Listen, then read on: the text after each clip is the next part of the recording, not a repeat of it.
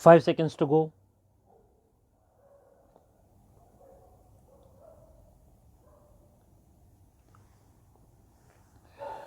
Start. Sir, the very basis of the bill has also been questioned, that is, whether the restructuring of the capital of the institutions is at all needed.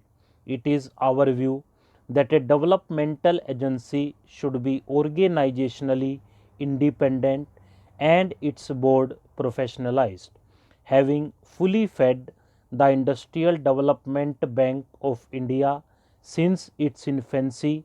For a decade, the Reserve Bank has placed it in a position of importance. The government have therefore taken the view that the time has arrived to elevate the status of the development bank to that of the principal financial institution. Just as the Reserve Bank is the central bank of the country, the Life Insurance Corporation of India is the principal investment institution. The development bank should achieve the status of the principal financial institution, all the three being directly owned by the government. The bill seeks to achieve this purpose. Further, the board of the principal financial institution should reflect the various impulses of different states of India, particularly those which are industrially backward. As I have already explained, you will see from clause 6 of the bill that in a board of 25 members, excepting 2 who are government officials and 2 employees of the financial institutions, the rest are professionals in the sense that they represent all India and state level financial institutions, banks, and various fields like science, technology, industry, economics, industrial, cooperative, marketing, etc. The Reserve Bank, as the capital bank of the country, will be represented at the level of a deputy governor on the board and on the executive committee of the development bank. The Reserve Bank is therefore in a position to continue to make its positive contribution to the operations of the development bank and through it of all the other financial institutions. It has also been argued that after the restructuring of the development bank, neither the volume of credit to industry will increase nor will the cost of credit decrease, and thus there is no economic rationals for the bill.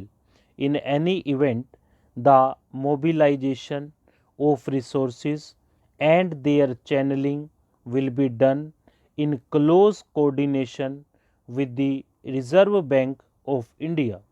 Having elevated the status of the IDBI and made it statutorily responsible for the coordination, the development bank and the other financial institutions will work with greater cohesion, and to that extent there will be better development of resources all round.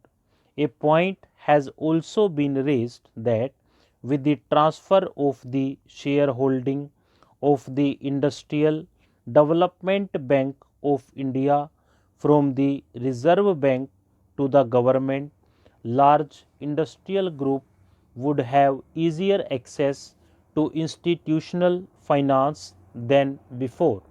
In the second note of dissent by my honorable friends, a similar point has been made that the credit policies to be followed by the institutions have not been defined. The policy of financing industry, including small scale industry, cooperatives, etc., and the large industrial groups is determined by government. For implementing the policy of government, it is perhaps not very material whether the Industrial Development Bank of India is directly owned by government or owned through the Reserve Bank. Parliament has therefore the opportunity to oversee the policy being followed by the Development Bank and the other institutions in financing industry in general and the larger industrial groups in particular. The honorable members have in their minute of dissent referred to the position that the employees' representatives will not be elected on the board but will be selected in a manner prescribed by government. They have referred to the practice prevailing in regard to the appointment of directors on the boards of the nationalized banks. I may inform the House that in the case of the nationalized banks, the scheme framed under the Banking Nationalization Act does not provide as such for a direct election by workmen of their representatives on the boards of the banks, and a representative is chosen out of a panel of three names suggested by the Federation, which, on verification by the Central Labour Commissioner, has the largest number of workmen as members. A more or less similar procedure will be drawn up in this case also for selection of the employees' representatives. I now take this opportunity of paying a tribute to the services rendered by the Reserve Bank of India in feeding the Industrial Development Bank of India from its infancy and having brought it up to its present status so that it could take up the leadership of the other financial institutions independently. As I have already stated earlier, the Industrial Development Bank of India will continue to be as much a concern of the Reserve Bank as of the government in the new setup as well.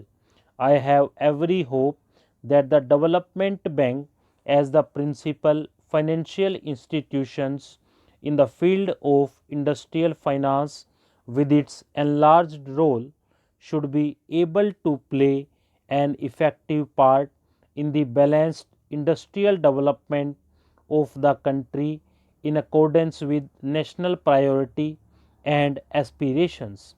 This has been provided in the preamble by the joint committee constituted by the concerned ministry. Stop.